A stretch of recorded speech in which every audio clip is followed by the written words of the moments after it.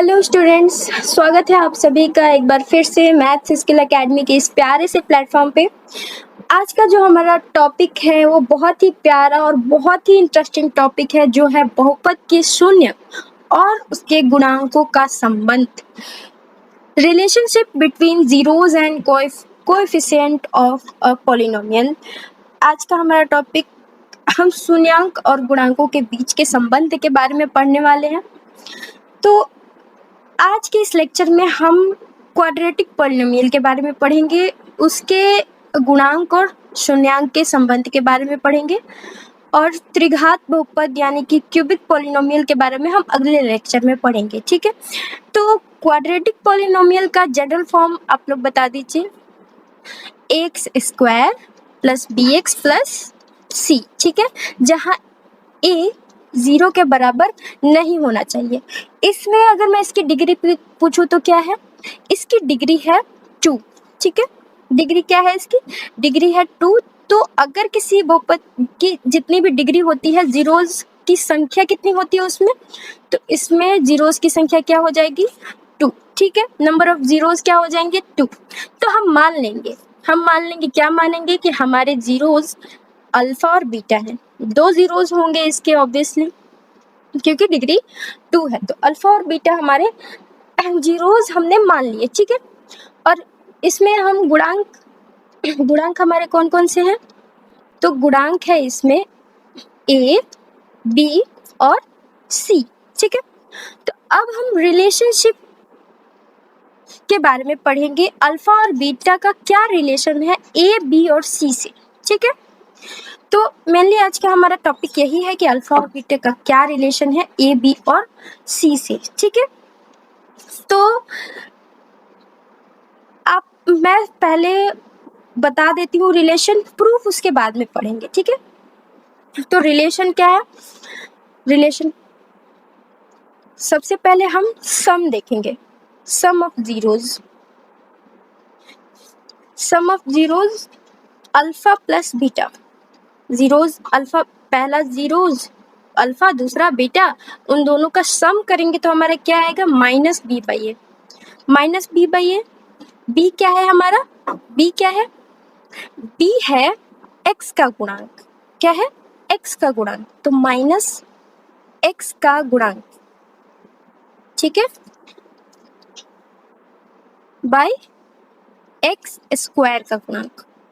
ठीक है, अगर हम जीरोज का सम करेंगे तो हमें क्या मिलेगा, माइनस एक्स का गुणांक बाई एक्स स्क्वायर का गुणांक। ठीक है, अब अल्फा इंटू बीटा, तो ये होता है सी बाई ए।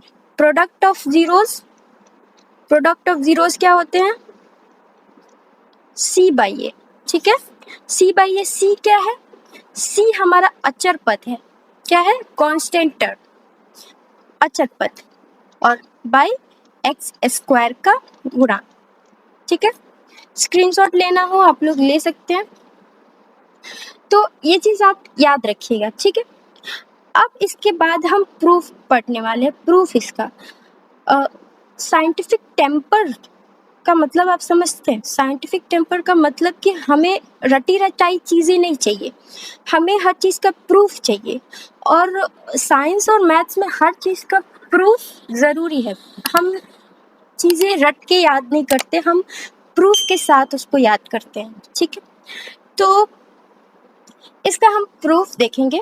तो सबसे पहले हम जनरल फॉर्म को ले लेते हैं। जनरल फॉर्म हमारा क्या है, जनरल फॉर्म है X square plus B X plus C. ठीक है, तो इसके 2 शून्यंक है हमारे पास, अल्फा और बीटा। कौन कौन से हैं, अल्फा और बीटा। अल्फा और बीटा अगर शून्यंक है तो एक्स की वैल्यू अल्फा रखेंगे, और एक्स की वैल्यू अगर हम बीटा रखेंगे तो हमारा जो पॉलिनोमियल का आंसर जो आएगा, अगर हम अल्फा और बीटा रख के अगर आंसर निकालेंगे तो वो हमारा 0 आएगा। एक्स बराबर अल्फा और एक्स बराबर बीटा हो जाएगा, तो अल्फा इधर आ जाएगा, तो x minus alpha equal to 0 और x minus beta equal to 0 होगा। ठीक है, तो इसको हम इस तरीके से लिख सकते हैं a इंटू एक्स, ये वाला x माइनस अल्फा और इंटू एक्स माइनस बीटा। अब ये हमने कैसे लिखा, a कहाँ से आया, ये कहाँ से आया, ये कैसे है।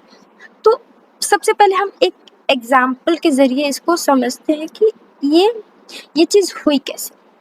ठीक है, कोई भी चीज़ हमें ब्लाइंडली एक्सेप्ट नहीं करनी है, हमें पहले उसका प्रूफ चाहिए, हमें एग्जाम्पल के ज़रिए समझाओ, इसका प्रूफ दो, तब हम मानेंगे कि ये चीज़ रियली में हुई है। ठीक है, तो क्या करेंगे हम आपको एग्जाम्पल के ज़रिए समझाते हैं। ठीक है, मान लीजिए हमारे पास एक पॉलिनोमियल है 2x² प्लस 7x प्लस 3। ठीक है, मैंने आपको पहले ही समझाया था कि इसका मिडिल टर्म स्प्लिट कैसे करना है, कैसे इसको सॉल्व करना है। 6x प्लस x मैंने इसको कैसे तोड़ के लिखा, किस तरीके से तोड़ा, तो आप मेरी प्रीवियस वीडियो आप इसके लिए देख सकते हैं।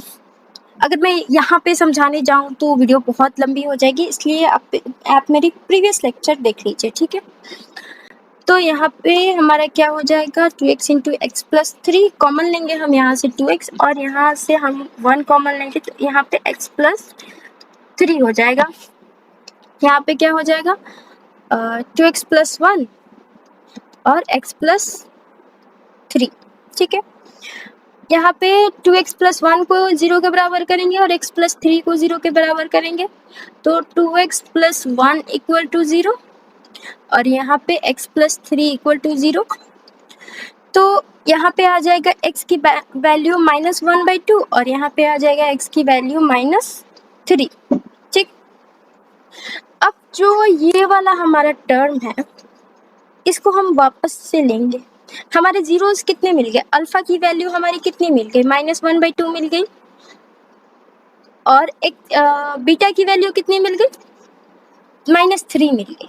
ठीक है, अल्फा और बीटा हमें यहाँ पे मिल गए। अब हम इस टर्म को ज़रा उठाएंगे और इसको इस फॉर्म में लेके आने की कोशिश करेंगे। ठीक है, तो हमारा ये टर्म है 2x प्लस 1 और x प्लस 3। ठीक है, तो यहाँ पे हम 2 कॉमन निकाल सकते हैं। 2 अगर हम कॉमन निकालें तो क्या हो जाएगा, x plus 1/2 into X plus 3, हमने 2 कॉमन निकाल दिया। यहाँ पे हम इसको इस तरीके से लिख सकते हैं x माइनस -1/2 और इंटू एक्स -3। ठीक है, यहाँ पे आप देख सकते हैं कि ये है हमारा अल्फा। क्या है, अल्फा। यहाँ पे हम देखेंगे अल्फा की वैल्यू हमारी -1/2 आई है और यहाँ पे हमारा है बीटा। तो अगर हम इसको ऐसे रखें 2 into X minus alpha x minus beta, तो हमारा ये हम देख सकते हैं कि ये इसके जैसी है। तो यहाँ पे हम देखेंगे कि ये 2 है। 2 क्या है, 2x² का गुणांक है। तो यहाँ पे a है तो a x² का गुणांक है। यहाँ पे अल्फा और बीटा क्या है, अल्फा और बीटा को हमने शून्याङ्क मान रखा है। ठीक है, अब समझ में आ गया, तो आगे चले। ओके, आगे चलते हैं। तो इसको हम दोबारा से लिख लेंगे। अब समझ में आ गया वो मैंने क्यों लिखा था, कैसे लिखा था।